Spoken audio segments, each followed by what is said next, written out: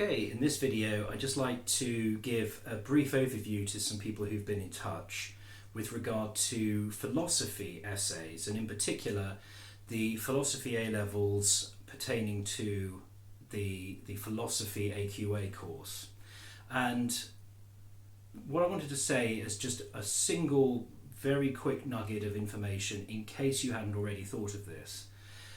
It's really worth going to the specification for the AQA A-level and looking in detail at what content is provided there to get some kind of insight about how the assessments might work.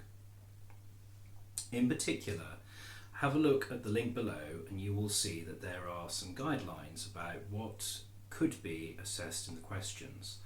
I'm going to look particularly at the philosophy of mind and in particular some of the debates that arise, because this is a likely area to feature in essay questions. So roughly speaking, it revolves around different aspects of dualism and various responses to it. So you might, for example, think about dualism in a classic sense, kind of Descartes, and saying that there are distinct material things and distinct essences, and that the two usually occupy different areas and have very little to do with each other, except in the specific case of humans, because they have a soul. And we can debate the exact translations and we can debate the exact sensibilities, but that's the gist of simple dualism. You can then have different kinds of responses to that. For example, you might find somebody like Dennett reporting materialism kind of view, the sort of perspective that starts from the assumption that really the material world or energy really is all there is, and that everything can ultimately be explained by material interactions.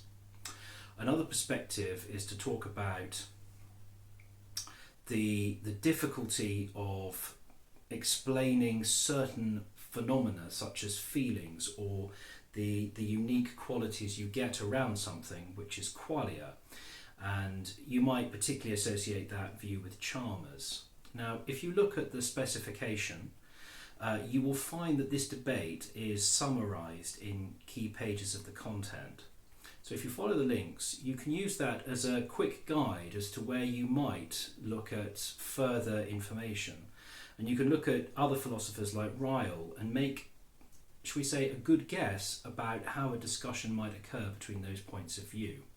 You know that higher value questions are likely to focus on some kind of discussion between different points of view, where you have to weigh up evidence and find strengths or weaknesses in the perspective.